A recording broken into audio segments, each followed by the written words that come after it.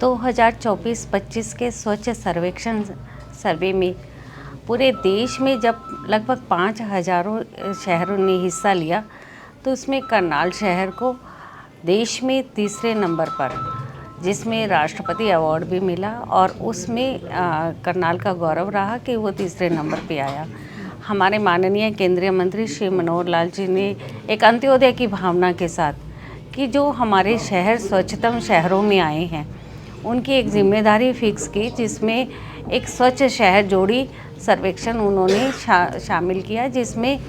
एक शहर को 5 नगर पालिकाओं अडोप्ट करने के लिए कहा, जिसमें हमारे करनाल शहर को 5 नगर पालिका करनाल के साथ साथ कलावली, नारनौंद, राजौंद, इस्माइलाबाद और ये सीवन भी अडोप्ट करने के लिए कहा। आज उसी के तहत हमने एक चर्चा जो हमारे माननीय मुख्यमंत्री हमारे नायब सिंह सैनी जी करनाल आए थे और उसमें 5 शहरों के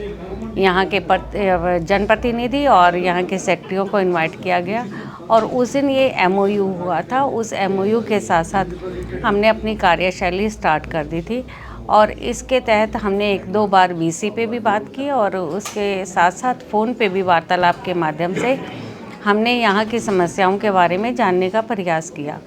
आज करनाल से हमारे MC अशोक जी और मैं यहाँ स्वयं सभी पार्षदों के साथ, आदरणीय चेयरपर्सन मैडम के साथ और यहाँ के स्टाफ के साथ एक मीटिंग करने के लिए आए हैं, जिसमें हम लोग शहर के साथ साथ शहर की जुड़ी हुई समस्याओं के बारे में चर्चा कर रहे हैं, क्योंकि कुछ मुख्य समस्याएं ऐसी हैं जो कि ये सीवन जिस तरह से बताया गया कि ये 4 साल पहले एक महाग्राम था और ग्राम के हिसाब से यहाँ की सुविधाएं जैसे तालाब में पानी जाना और इसके साथ साथ यहाँ कचरे का पूरी तरह से प्रबंधन नहीं था। अभी ये पहले इलेक्शन हुए हैं और इलेक्शन के साथ साथ पालिकाओं का गठन के साथ साथ यहाँ पार्षद भी हैं और जनप्रतिनिधि जिस तरह से अपने अपने वार्डों को, अपने अपने एरिया को पूरी तरह से स्वच्छ करवाना चाहते हैं और हम भी चाहते हैं कि ये जब 2025-26 का स्वच्छ सर्वेक्षण हो तो उसमें करनाल एक मेंटर सिटी और ये मेंटी सिटी दोनों मिलके जब इसमें हिस्सा ले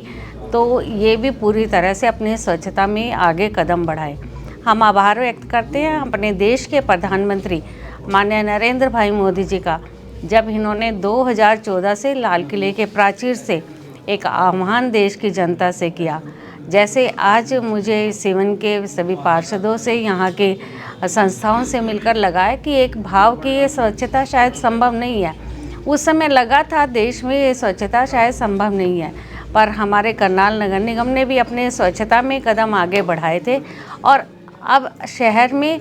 के लोगों का एक जनमानस बना है कि हमारे शहर स्वच्छ शहर होने चाहिए। इसमें पार्षदों का यहाँ मुझे एक सकारात्मक एक सोच लगी है कि वो चाहते हैं कि उनके एरिया, उनके वार्ड साफ़ सुथरे हों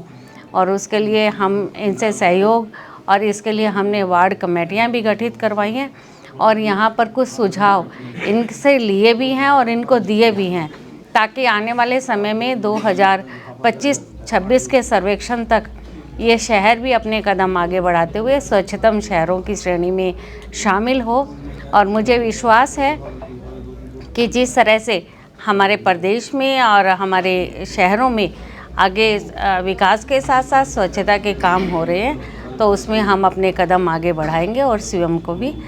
को भी आगे लेकर आएंगे। अभी ये जानकारी भी इसी मीटिंग के दौरान हमें पहली बार मिली है और इसके लिए हमने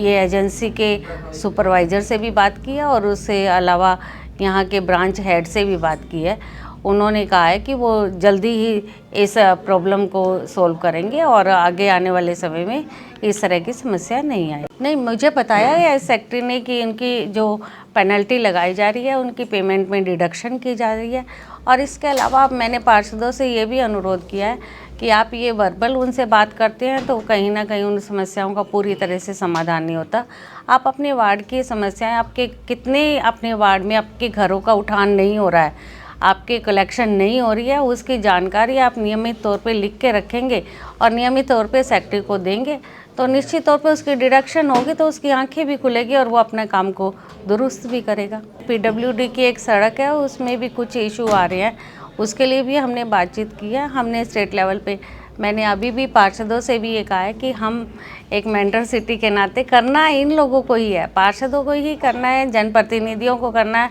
यहाँ के प्रशासन को करना है। हमारा काम है कि आपकी समस्याएं हम स्टेट लेवल पर या सेंट्रल के लेवल पर माननीय मुख्यमंत्री जी तक, माननीय केंद्रीय मंत्री जी तक पहुंचाएंगे ताकि उन समस्याओं का समाधान जल्दी हो जाए। कभी ये हमारे पास आएंगे हमारे एरिया को देखने के लिए कि किस तरह से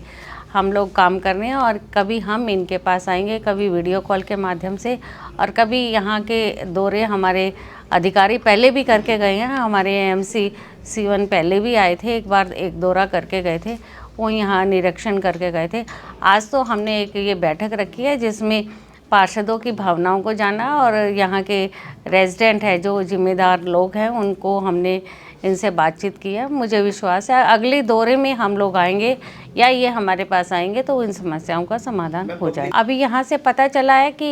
एक STP यहाँ पर निर्माण हुआ है, जिसका जो मेंटेनेंस का है या जिसका स्टार्टअप का टेंडर वो अभी नहीं लगा, जिसकी वजह से सीवरेज का पानी आज भी तालाबों में जा रहा है। जब वो STP बना हुआ है तो उसे संचालन के लिए हम लोग प्रदेश सरकार से निवेदन करेंगे कि जल्दी से उसका संचालन करें ताकि आगे आने वाले समय में सीवरेज की समस्या। बिल्कुल चेतावनियां शुरू में आती हैं, पर धीरे धीरे मुझे विश्वास है कि जिस सकारात्मक सोच के साथ हम लगेंगे तो ये सारी समस्याओं का समाधान होगा। जी मैडम ने आज यहाँ पर हमारी ये जो अपनी जोड़ियाँ बनाई हैं, स्वच्छ शहर जोड़ियाँ बनाई हैं, उनके लिए मीटिंग ली है, और मैडम ने